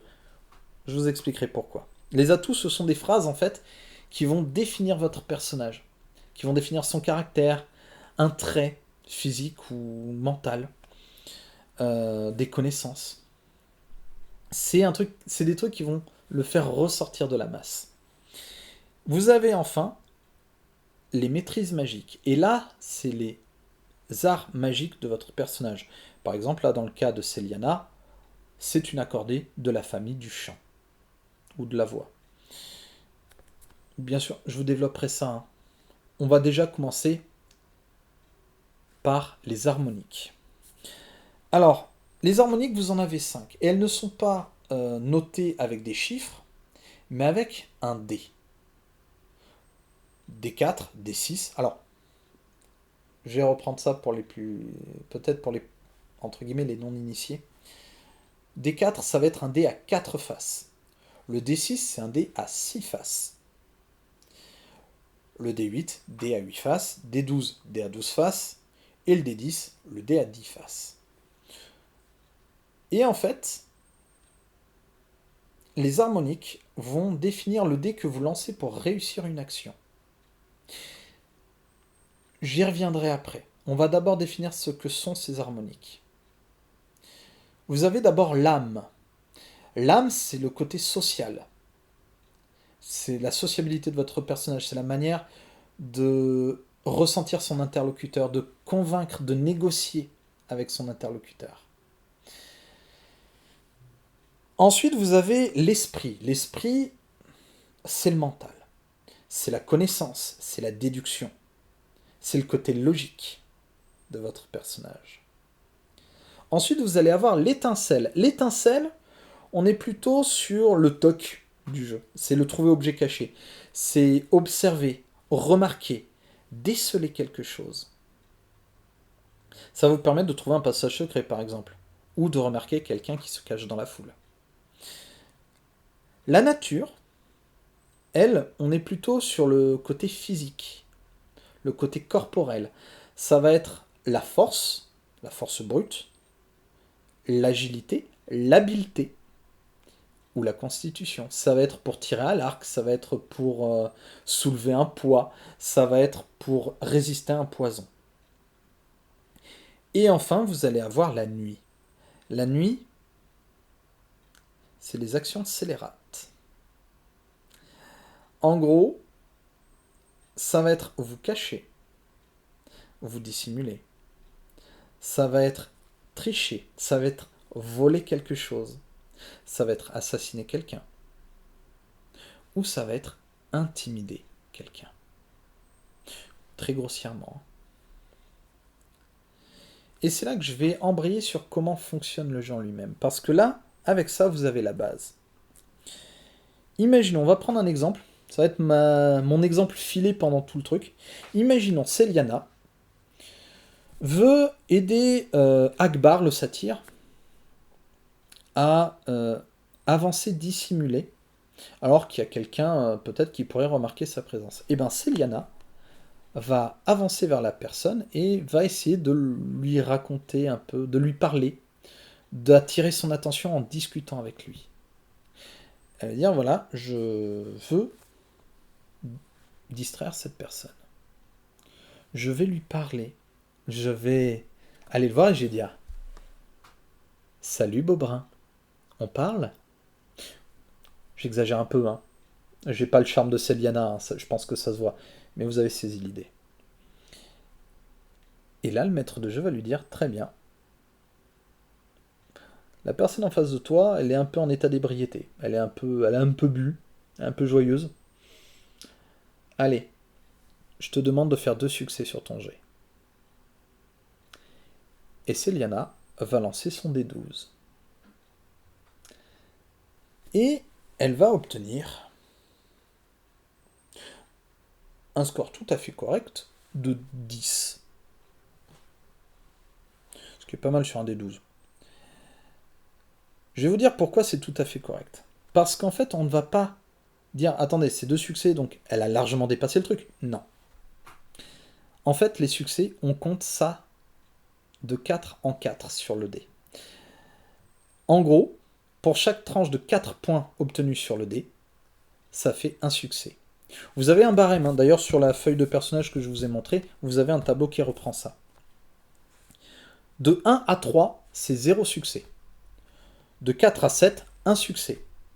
De 8 à 11, 2 succès. Etc. etc. etc. Ça, c'est la base. Maintenant, on va pimenter un peu le jeu. Et là, on va se tourner vers la zone des atouts. Vous vous souvenez ces phrases. Vous avez pu remarquer, à côté de ces phrases, il y a 3 cases qui peuvent être toutes ou parties cochées. Eh bien, ces atouts, ça va permettre d'ajouter un nombre de D6 supplémentaires au pool de dés. Donc, en gros, on prend le dé harmonique et on ajoute autant de D6 que de cases cochées auprès de l'atout. On a le droit de sélectionner un seul atout. Un seul. À la base, j'y reviendrai. Là, nous avons donc Céliana qui essaye de convaincre cet homme. Donc, elle prend son dé dame, son dé 12, et elle dit « Je suis quand même une belle femme, hein. J'ai une beauté à faire ramper un baron. Eh ben, je vais utiliser cet atout. » Donc, elle prend son dé 12 plus 2 dé 6, puisque, si vous regardez bien, beauté à faire ramper un baron est noté à 2. Elle lance ses 2 dé 6, elle a 4 et 2 sur ces 2 dés. Alors, pourquoi je fais ça? Parce que vous vous souvenez, on avait dit qu'elle avait eu 10. Donc elle avait déjà eu 2 succès. Et là, on va prendre chaque dé, on va compter le nombre de points. Parce qu'on ne prend pas la totalité du résultat. On ne va pas prendre 10 plus 4 plus 2, ce qui ferait 16, ce qui donnerait selon le barème 4 succès. Non. Le D12 lui donne toujours 2 succès. Le D6 où elle a obtenu 4, 1 succès. Et le D où elle a obtenu 2, 0 succès. Donc en tout, elle a 3 succès pour son action. Ce qui est bien. Ce qui est très bien. Elle a surpassé la difficulté. Bon. On a vu grossièrement comment jouer le jeu. Avec le dé, etc. Par contre, il y a un élément qu'on n'a pas vu. Un élément très important qu'on a vu lors de l'unboxing. C'est ça. Là, ça. Ces jetons. Comment on s'en sert? Déjà, on remarque une chose. Ils ont 2 faces. Cette face-là, je vais essayer de vous la rapprocher. Ah, oui, mais avec les lumières, c'est pas top. Voilà, qui est bleu et doré. Enfin, bleu et jaune, jaune doré. Et de l'autre, vous avez cette phase grise et blanche. Ça, c'est la phase active. Le jeton est utilisable. Ça, c'est la face inactive. Le jeton a été dépensé. Grossièrement. Mais comment et pourquoi dépense-t-on un jeton? Ça, c'est la grosse question. L'un des éléments les plus évidents, c'est qu'après avoir jeté ses dés, après avoir fait son pool de dés et jeté le dé harmonique et les dés d'atout, le résultat pourrait ne pas nous plaire. Et du coup, on décide de relancer le dé. C'est le premier effet. Comment ça se traduit en jeu? Ben, c'est simple, imaginons Céliana. Donc, elle a, on a dit 3 succès, c'est ça? Elle n'est pas contente du résultat. Elle n'est pas contente, elle voudrait avoir un succès de plus au moins. Donc, elle se dit, ben, je vais prendre un de mes jetons, comme ça, là, en phase active, et je vais le dépenser. et le mettre en phase inactive. Et elle va prendre le dé qui n'a pas fait de succès, qui a fait 2 de mémoire, elle va le relancer. Et là, imaginons, elle a un 5. Donc ça lui fait un succès supplémentaire. Elle aurait 4 succès du coup. Potentiellement, c'est l'utilisation la plus basique des jetons. Et ça se fait après avoir jeté ses dés. Et avec un jeton, elle peut décider donc de relancer tout ou partie de ses dés. C'est-à-dire qu'elle aurait très bien pu dire, je reprends tout, je relance tout. Le dé harmonique, les 2 dés d'atout, et elle relance tout. Ou elle pouvait choisir de relancer que le dé harmonique, ou de lancer le dé harmonique et le dé qui n'a eu aucun succès, en disant je tente ma chance. Voilà. Elle pouvait faire ça. Ça, c'est la première utilisation, et ça se fait après avoir lancé les dés. Mais le jeton de conscience, peut avoir plusieurs autres utilités. Avant de lancer les dés. Tout d'abord, ça va être de mobiliser un atout supplémentaire. Imaginez, on est toujours dans notre situation où Céliana essaye de séduire un homme un peu éméché. Elle voit à sa tenue que c'est quelqu'un de noble. Et on va remettre les atouts de Céliana.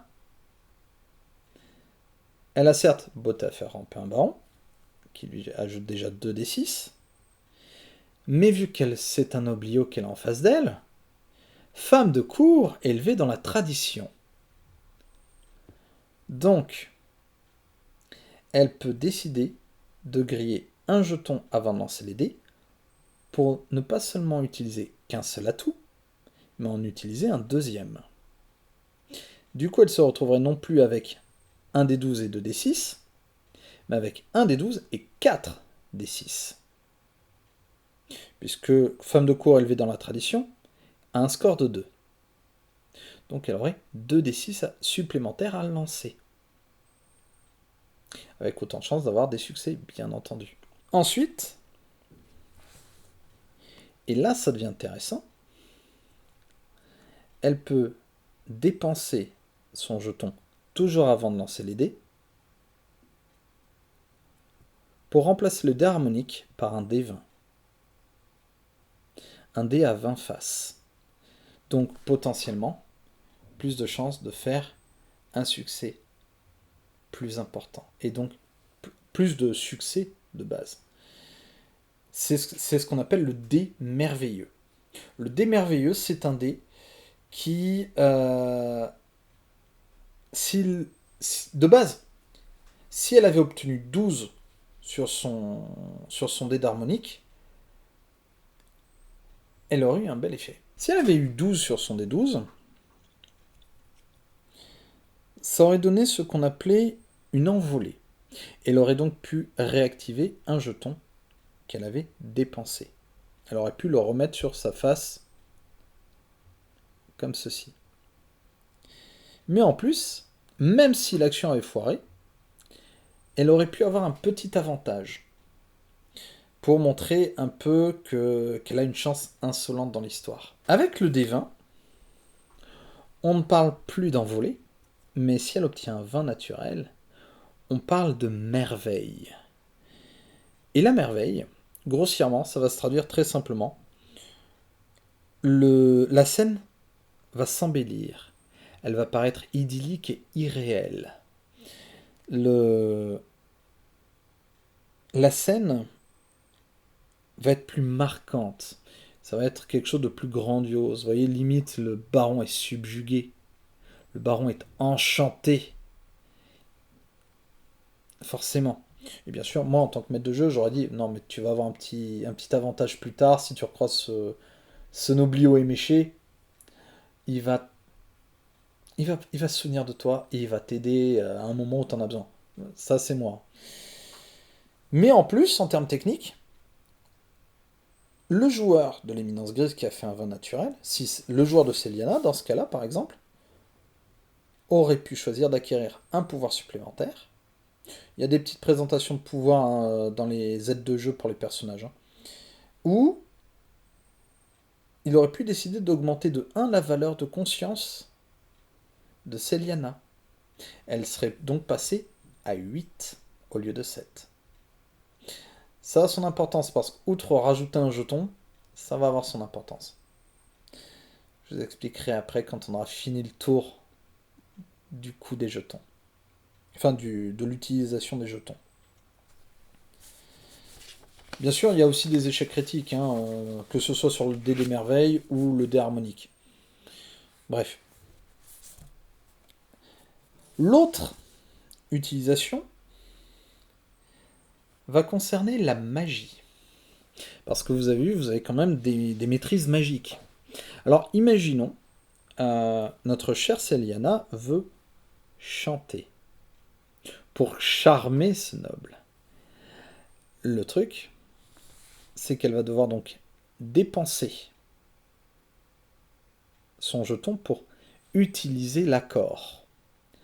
Mais en plus, il faut qu'elle mette en scène avant, par une action précise, par une action avant, le fait qu'elle se prépare à utiliser son pouvoir. Et ça, c'est un peu plus compliqué dans le contexte de notre chère Celiana. On va revenir sur notre exemple là, de l'accordé du sistre qui veut faire boire plus de gens. Ben, c'est simple, il a sorti son sistre, il a commencé à faire quelques notes, il a commencé à faire une petite ritournelle connue, voilà. Pendant son action, il a juste fait ça.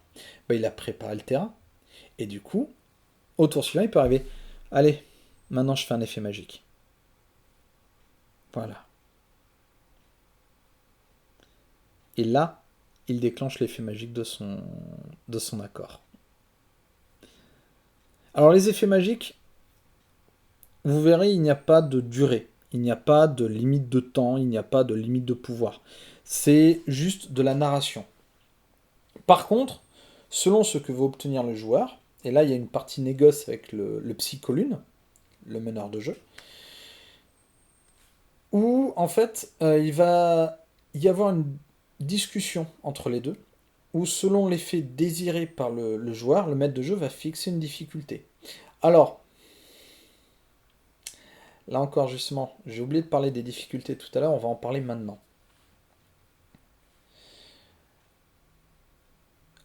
La difficulté, ça va être le nombre de succès à obtenir. On a vu ça tout à l'heure. Avec un effet magique, ça va se compliquer un peu. Parce qu'il va falloir déterminer qu'est-ce qui compte le plus, l'effet magique ou l'objectif. Et que ce soit l'un ou l'autre, c'est là qu'on va devoir faire jouer la difficulté. Et c'est ça le plus dur. Là, c'est le maître de jeu, il va devoir être réactif et se dire, ok, quel est le plus important dans l'action? L'effet magique ou ciblé? Imaginons, Celiana veut charmer ce noblio éméché avec sa voix. Ben, le maître de jeu va devoir déterminer si c'est le chant ou l'objectif qui importe. Là, dans ce cas présent, moi en tant que maître de jeu, je dirais que c'est le noblio éméché. Elle essaye de convaincre la maîtrise magique, le chant, l'accord n'est qu'un outil pour réussir. Alors c'est là d'ailleurs que ça va être un peu plus compliqué parce que en fait le maître de jeu va devoir déterminer le niveau de l'effet à obtenir. Et c'est ça qui va influer sur la difficulté. Et c'est là que les jetons vont de nouveau servir. Parce qu'en fait, le niveau de maîtrise magique, vous avez Celiana qui a 3, il va pas rajouter un bonus, il va pas rajouter des dés, etc. Non, non. Il va déterminer le niveau de maîtrise magique, c'est-à-dire à quel niveau le personnage peut utiliser son pouvoir. De quelle manière. Imaginons là, le maître de jeu détermine, je ne sais pas pourquoi, que la difficulté à atteindre pour obtenir un effet magique, ben on va reprendre notre accordé du sistre. Imaginons que lui aussi il a un niveau de 3 en accord du sistre. Il joue sa ritournelle, sauf que ben il doit quand même influencer une taverne remplie de personnes. Donc le maître de jeu va dire ben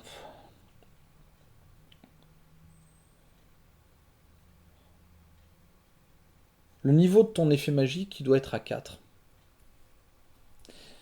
Notre joueur de Sistre, il n'est qu'à 3. Et ben dans ce cas, il peut dépenser un jeton pour compenser le niveau manquant. Si ça avait été une difficulté à 5, il aurait dû dépenser 2 jetons. Un jeton par effet, par niveau magique manquant. Simple. Les jetons vont vous servir à plein de choses. Et on a un dernier truc. Là aussi, c'est avant le lancer. Vous vous souvenez de la situation de base? Céliana essaye d'aider Akbar à passer en catimini sans se faire repérer du noble.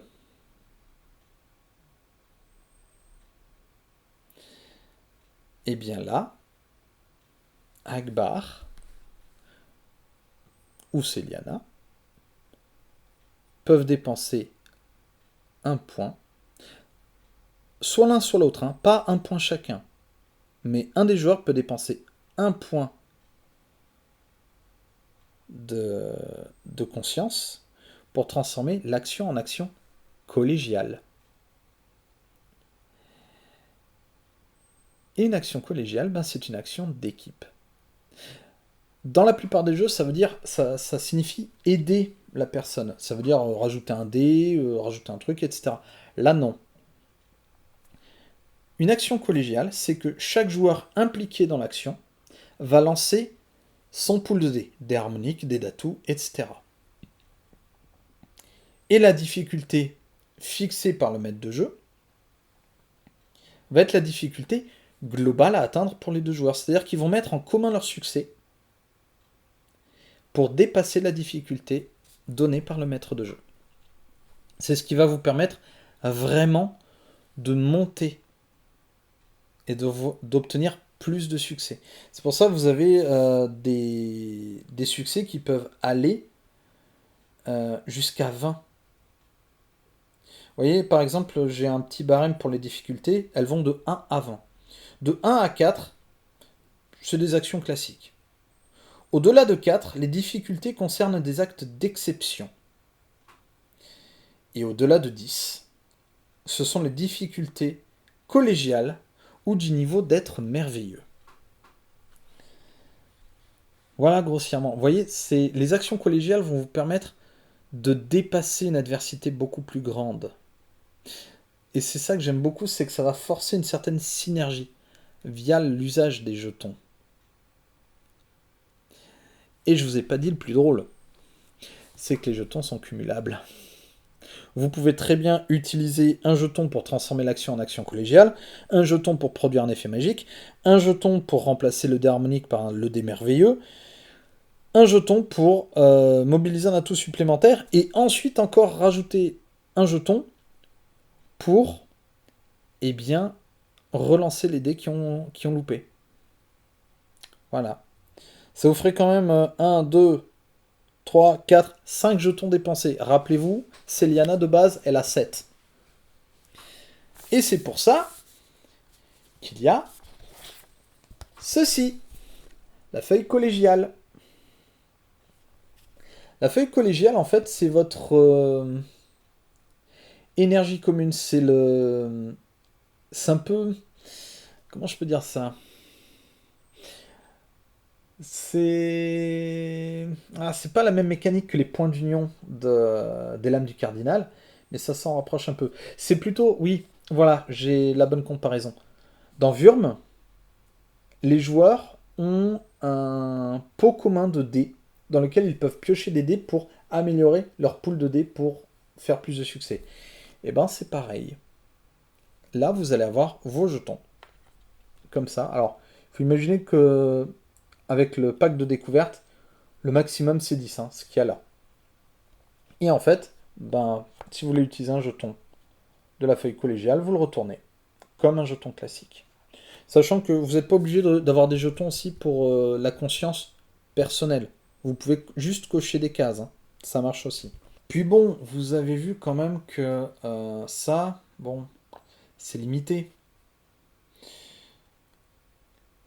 La dépense de la réserve collégiale, en fait, il faut imaginer que chaque dépense va avoir une signification, va avoir un sens. Les jetons de la réserve collégiale, les dépenser, c'est pour mettre en scène l'entraide et la cohésion. C'est vraiment quelque chose de très important. Et surtout, ben, notre personnage, lui, n'a que 7 points de conscience. Et vous avez remarqué que les personnages n'ont pas de point de vie. Parce que le niveau de conscience, et donc votre nombre de jetons personnels, ce sont les points de vie de votre personnage. Plus exactement, la conscience va représenter un peu son endurance, sa volonté, ses points de vie, ça va être plein de choses. Euh, Tant qu'un jeton est sur sa phase active, pour la conscience personnelle d'un joueur, il est déterminé. Il va continuer ses actions.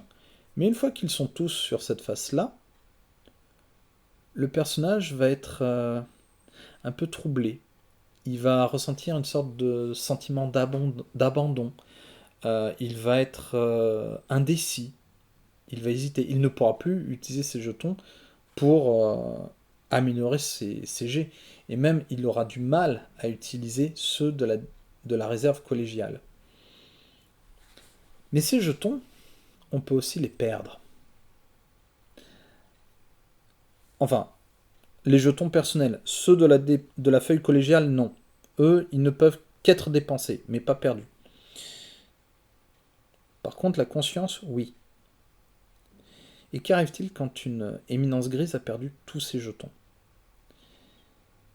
Eh bien là, elle est épuisée. Mais au-delà de toute rémission, j'ai envie de dire.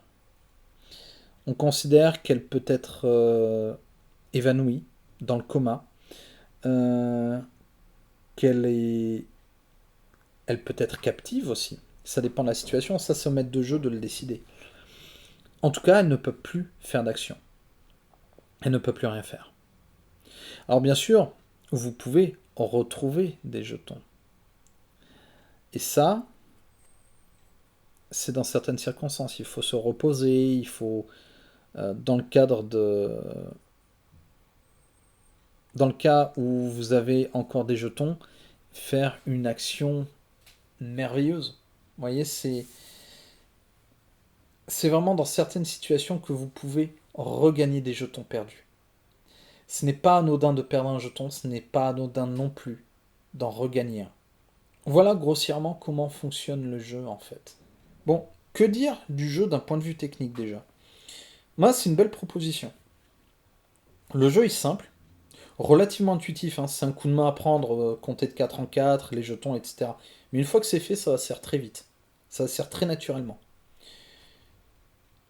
Et surtout, c'est un jeu qui va encourager, je pense, les interactions psycholune éminence grise. Maître de jeu et joueur. Parce qu'il va y avoir une négociation. Le joueur, si la difficulté est trop élevée, il peut dire attends, ok, je vais changer mon fusil d'épaule, je vais faire une autre action, un autre type d'action. Vous voyez, il y a cette possibilité aussi. Le jeu va être facilité. C'est pas un jeu qui va être punitif. Et ça, j'aime bien. Parce que on est là pour passer un bon moment. C'est bon. Si vous voulez du punitif, vous prenez l'appel de Cthulhu. Voilà. Pénombre, c'est pas ça du tout. Le but, c'est de faire vivre une belle aventure à vos joueurs. Après, d'un point de vue univers, ben moi personnellement, je m'y retrouve. J'espère vous avoir un peu transmis ma passion pour l'univers dans ma présentation, mais ce jeu, pour moi, ne trahit pas l'univers originel. J'ai le même ressenti en lisant les présentations, en lisant les règles, même en lisant les règles, rien que ça de base, je m'y retrouve.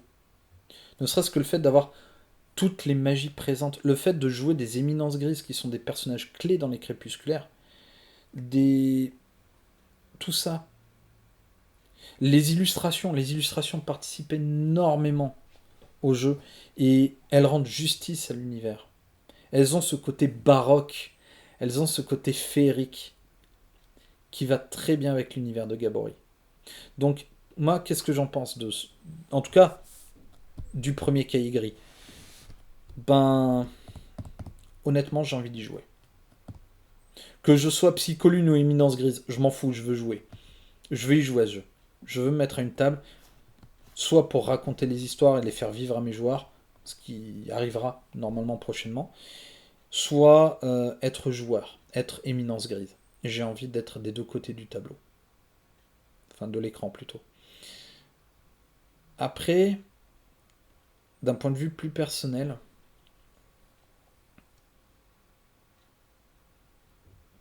c'est un jeu pour lequel j'ai envie d'écrire. Je dis pas ça pour me faire recruter par Aether Labs, hein. C'est juste que j'ai envie d'écrire. Malheureusement, ça sera pas possible. Voilà, ce jeu me laisse une très belle impression. J'ai hâte qu'il sorte complètement la gamme. Alors, j'ai pas vraiment d'infos, mais j'ai envie de me dire que peut-être, vu que Mnemos va sortir une très belle édition, que je vais d'ailleurs vous mettre en image, en novembre, pour les 30 ans des Crépusculaires et pour le lancement de Pénombre, je me dis que peut-être on peut attendre d'ici novembre-décembre pour le lancement de la gamme avec le livre des joueurs, enfin le livre des éminences grises, le livre du Psycholune et l'écran. Au moins ça. S'ils font ça, j'espère pouvoir être au rendez-vous parce que c'est un jeu qui me plaît beaucoup. Voilà. Autre petite info, tout à l'heure je vous ai parlé pendant l'unboxing que j'avais imprimé, vous savez, des petits jetons. Parce que bon, bah, à l'époque j'avais juste le fichier PDF, d'ailleurs qui est gratuit au passage, hein. Si vous voulez pas acheter la boîte, le fichier PDF est gratuit. Vous avez le même matos en PDF. Je vous mets les liens dans la description. Vous en faites pas, vous aurez la boutique, vous aurez tout. Et j'avais imprimé des jetons en FDM. Je les avais même montrés à Etherlabs, je leur avais envoyé un message, je leur ai dit au fait, je me permets, je me suis dit, je voulais avoir des jetons un peu en 3D et voilà. Et ils m'ont dit, bah en fait, ça tombe bien parce que justement, on réfléchit, nous, à mettre à disposition des maîtres de jeu, peut-être, un fichier STL pour des jetons et pour bah, justement la feuille collégiale.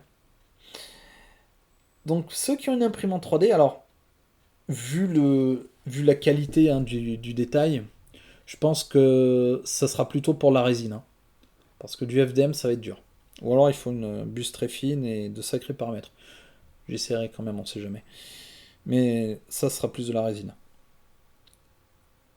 Ben pour ceux qui ont une imprimante 3D, ça peut être intéressant.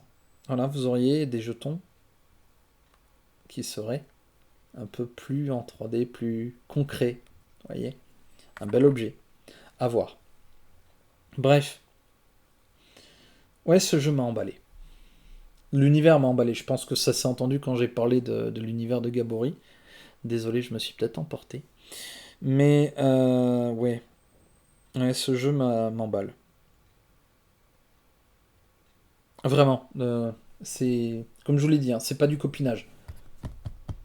Si, j'ai vraiment mis de côté qui a fait quoi, hein. Même si je reconnais un peu la patte graphique de certains d'entre eux, j'ai mis ça de côté. Je me suis plongé dans l'univers, et enfin dans l'univers, dans le jeu, et waouh, waouh. Même les trois scénarios sont intéressants. Ils vous montrent vraiment toutes les facettes de ce qu'est être une éminence grise. Donc honnêtement, oui. Si vous pouvez, prenez-le. Que ce soit en PDF gratuit ou en matériel avec la boîte. Vraiment, allez-y. Voilà, ben, je pense qu'on peut s'arrêter là pour la review de Pénombre. Désolé, la vidéo va être peut-être un peu longue. Je ne l'ai pas encore montée, mais je pense qu'on peut tabler sur 2 heures. Désolé. Mais voilà, je vais vous quitter, mais je vais vous laisser quand même quelques petites infos sur de prochaines vidéos. Déjà, premièrement, je prévois de faire une vidéo sur le lore de Conflict 47, le jeu Bolt Action, de Warlord Games que j'ai fait en unboxing la fois dernière. Je vais faire une vidéo sur le lore un peu dans le même style que celle que j'ai faite pour Kings of War Champion. Devrait être un peu plus courte, je pense. Je verrai. Je verrai ce que je peux faire. Je vais faire des recherches d'images, des trucs comme ça pour me mettre un peu dans l'ambiance. Mais on va voir ce que je vais faire. Ensuite, Autre vidéo, là aussi c'est sur les figurines. Euh, pour ceux qui ne le savent pas, il y a One Page Rules qui a fait sur GameFound une précommande participative d'une boîte pour Grimdark Future. Alors non, je vais pas faire une présentation de cette boîte parce que je n'ai rien en avant-première. Moi j'ai précommandé déjà. C'est une belle grosse boîte avec 77, oui, 77 figurines je crois, pour le pledge phare. C'est la Master Box je crois.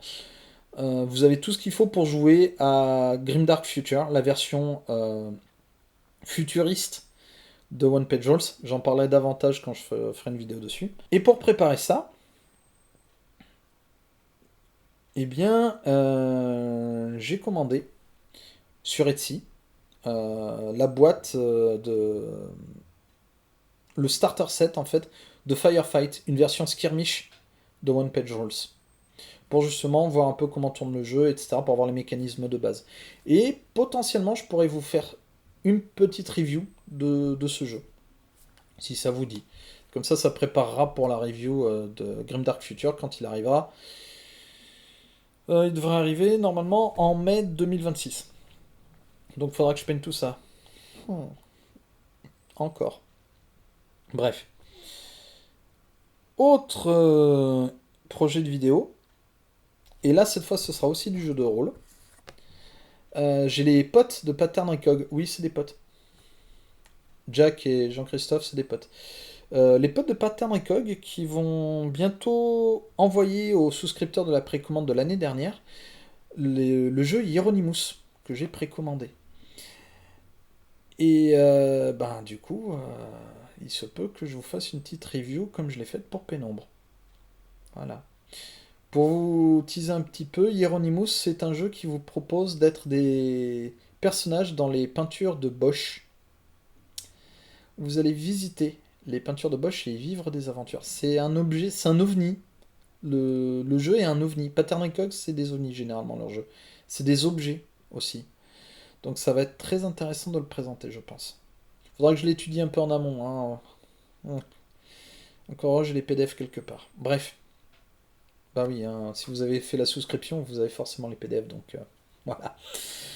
Donc voilà, je vais potasser un peu tout ça. Et du coup, ben écoutez,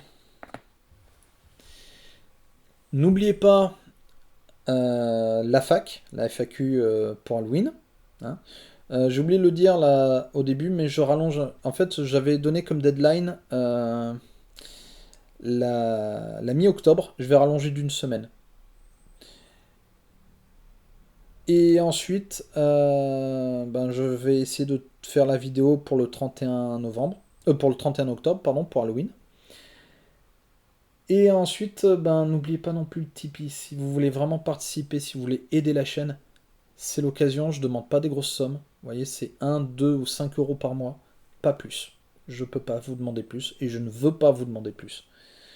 Toujours pareil, hein, vous allez dans le billet monétisation. Je le mettrai aussi dans la description en plus de le mettre en fiche. Et vous regardez ce que j'en dis. Voilà. Bon, et bien, d'ici là, écoutez, ben, portez-vous bien, prenez soin de vous, et surtout, bon jeu.